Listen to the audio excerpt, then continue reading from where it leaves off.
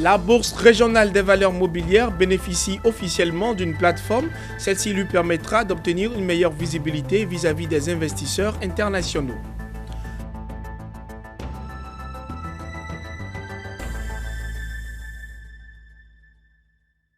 Mesdames et messieurs, bienvenue. Débutons cette édition avec cette information de taille dans le secteur du marché financier de la zone UEMOA.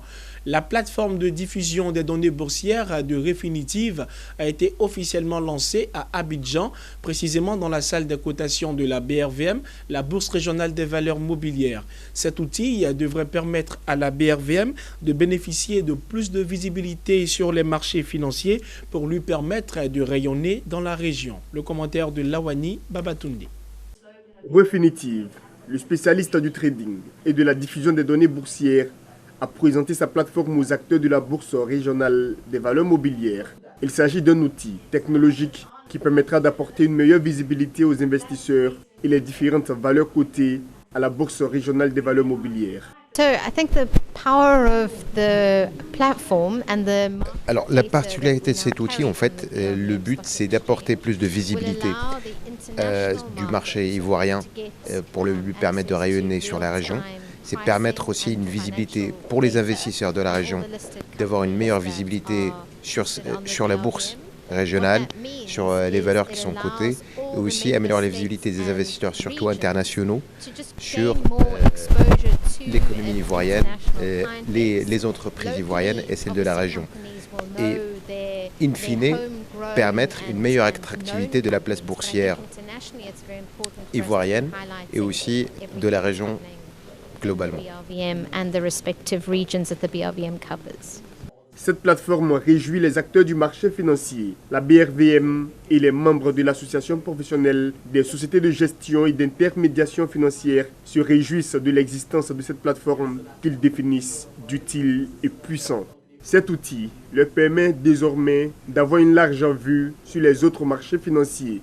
Refinitiv consiste à ce que l'activité boursière au quotidien qui génère de l'information puisse être diffusée via le canal de cet opérateur qui a une envergure mondiale et qui va offrir à ses clients, qui sont les investisseurs internationaux pour la plupart, les informations sur la BRVM.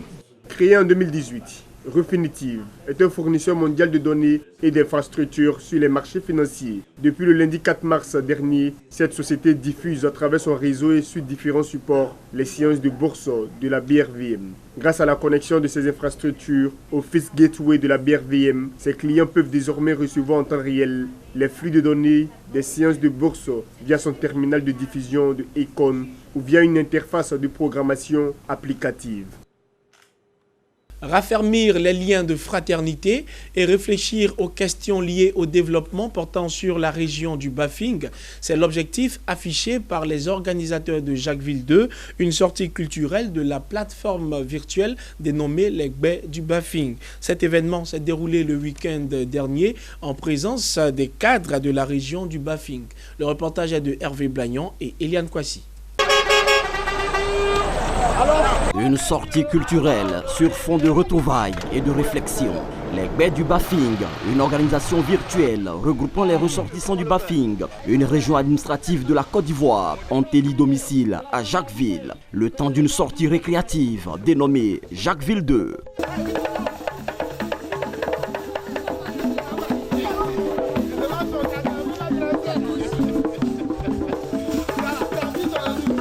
Pour les initiateurs de cette rencontre culturelle, Jacquesville 2 est le creuset des fils et filles de la région du Bafing. Objectif, s'enraciner sur le plan culturel et penser développement de leur région.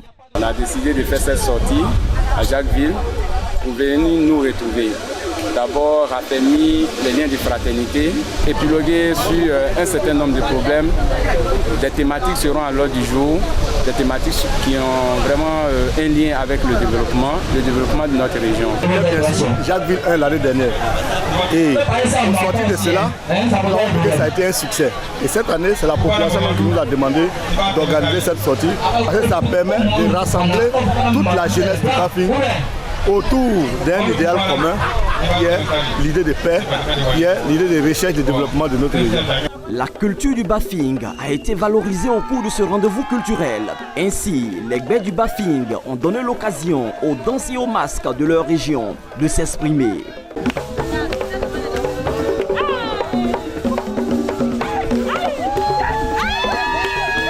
Jacquesville 2 a été parrainé par Bamba Mamadou, cadre de la région du Bafing. Le parrain n'a pas manqué de saluer l'union retrouvée de tous les fils et filles de cette région à travers cet événement.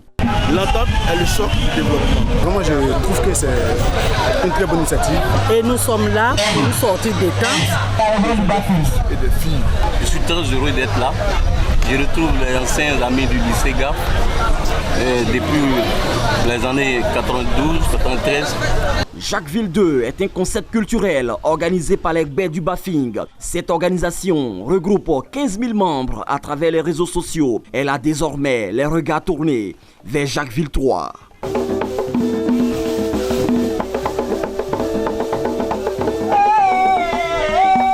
Rendons-nous à Mans dans l'ouest de la Côte d'Ivoire où la fondation MTN Côte d'Ivoire a procédé à la remise officielle des clés d'une salle multimédia à l'université polytechnique de la ville. C'était en présence du ministre de l'Enseignement supérieur et cette salle est perçue comme une bouffée d'oxygène pour les étudiants.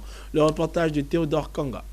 La fondation MTN Côte d'Ivoire a remis les clés d'une salle multimédia à l'université polytechnique de Mans. Objectif, doter cette université d'une salle numérique et permettre aux étudiants d'approfondir leurs connaissances. Cette salle multimédia est dotée de 51 kits d'ordinateurs et d'une imprimante, une connexion Internet à haut débit. Notre fondation a un programme qui s'appelle Génération numérique. L'objectif de ce programme-là, c'est de pouvoir doter les établissements scolaires et universitaires de salles multimédia connectées Internet. Le ministre Albert Mabré-Touakeus, ministre de l'Enseignement supérieur, a remercié et salué l'initiative de la fondation MTN. Une initiative qui, selon lui, vise à réduire la fracture numérique dans le système éducatif ivoirien avant d'exhorter les étudiants à faire un bon usage des ordinateurs reçus. À la fondation MTN, à travers son secrétaire exécutif et toute l'équipe qui l'accompagne, pour leur dire merci. Vous suivez souvent l'actualité, il est toujours reproché de ne pas avoir une connectivité sur les campus universitaires, alors que là nous avons un don pour 2 années avec une cinquantaine d'ordinateurs qui permettent vraiment à nos étudiants de pouvoir faire leurs travaux personnels. Avec cette salle multimédia, l'université de Mans est désormais membre du réseau Génération numérique. À l'occasion de la fête de Pâques, communément appelée en Côte d'Ivoire Pakinou, célébration festive de tout genre et retrouvailles en pays baoulé, la MUDEPO, la mutuelle de développement de Polonou, dans la sous-préfecture de Didiévi, a procédé à des activités socio-culturelles. Ces festivités ont été ponctuées par un tournoi de football, des danses traditionnelles et un concert. Le reportage est de Abel Kouao, commenté par Hervé Blagnon. Nous sommes à Polonou, village situé à 15 km de Didiévi et à 68 km de Yamoussoukro.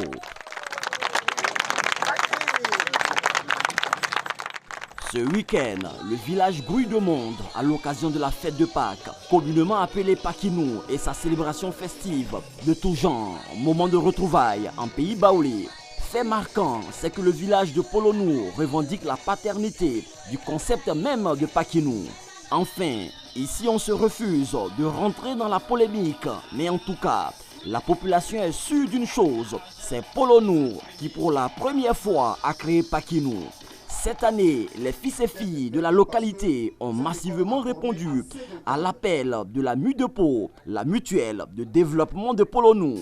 Avant même les réjouissances, la mutuelle s'intéresse à la santé des populations, comme ici, cette séance de dépistage de la tension et du diabète.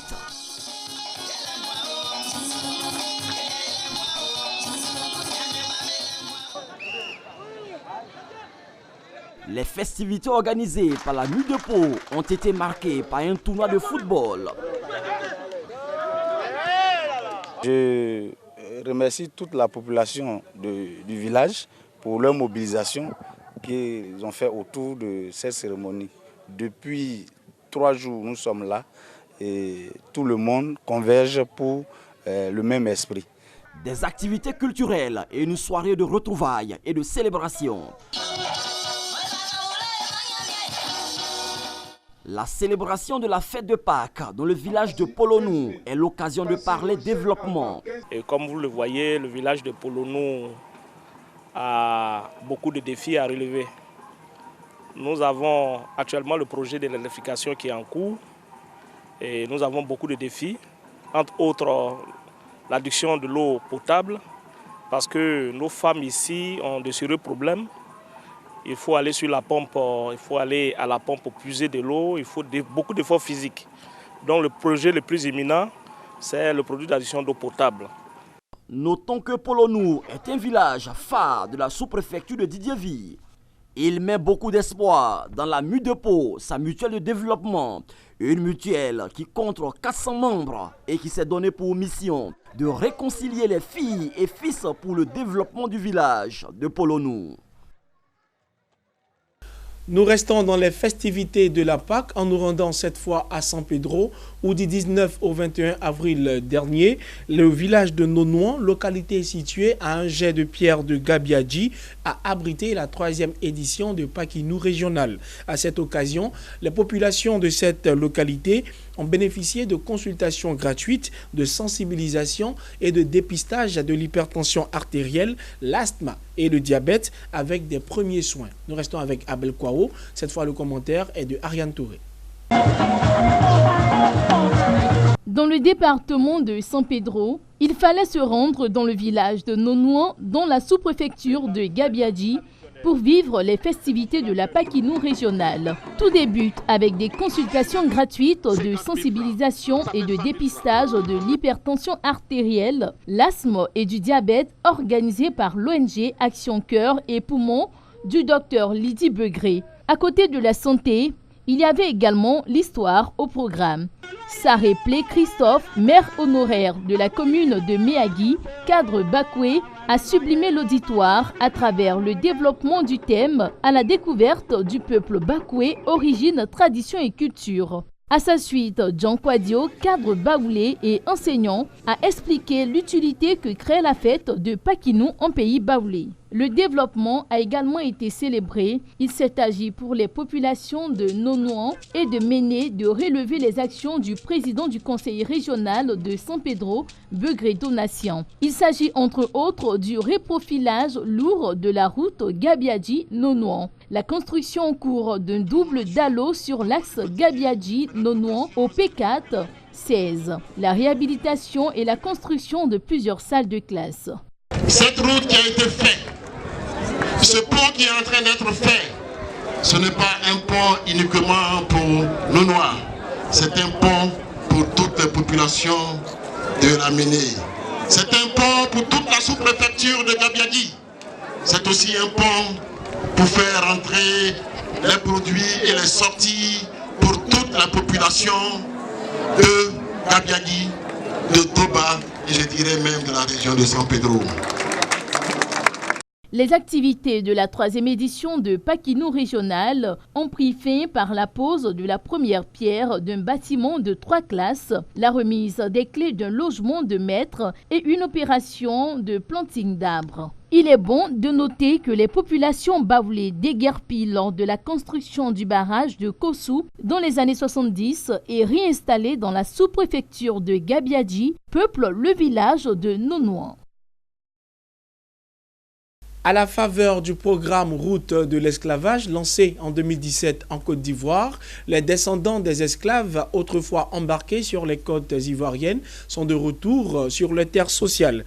Il s'agit notamment de la lignée des Boni installée en Guyane au soir de l'abolition de l'esclavage. Moment de tristesse, de joie, mais aussi d'émotion pour ces visiteurs et le peuple Agni. C'était lundi dernier à Krenjabo, localité située à environ 130 km d'Abidjan, au sud-est de la Côte d'Ivoire. Mondésir Nascimento Djifini et Richard Akeke nous en témoignent les faits.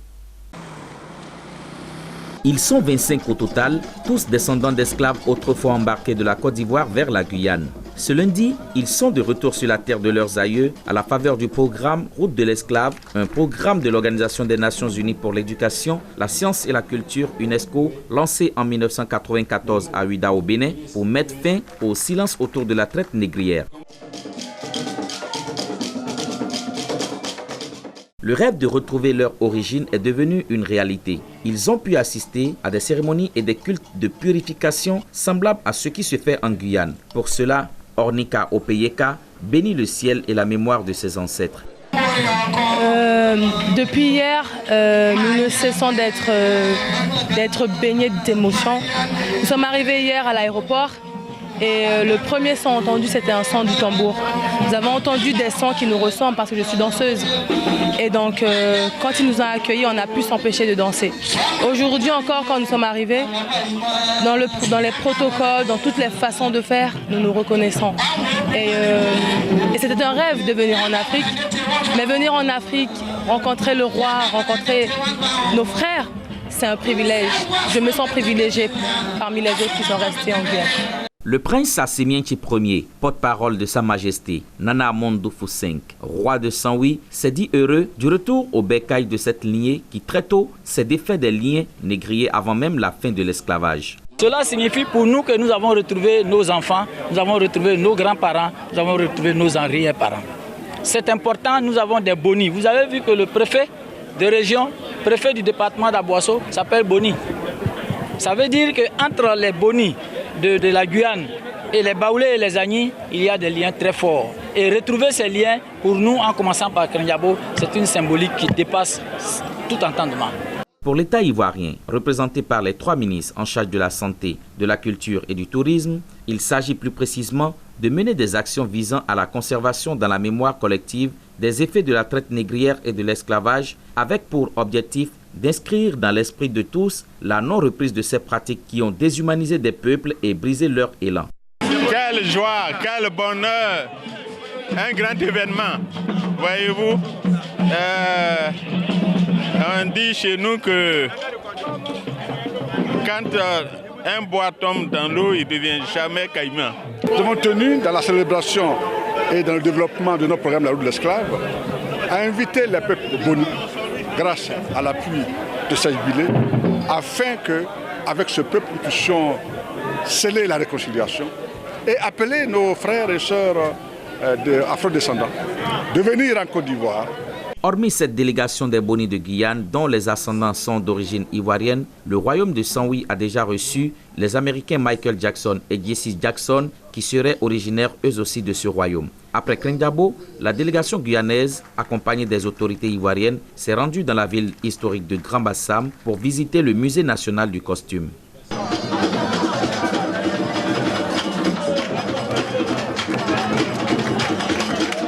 Ce journal est terminé, mesdames et messieurs. Merci de nous avoir suivis. L'information se poursuit sur Business 24 Africa.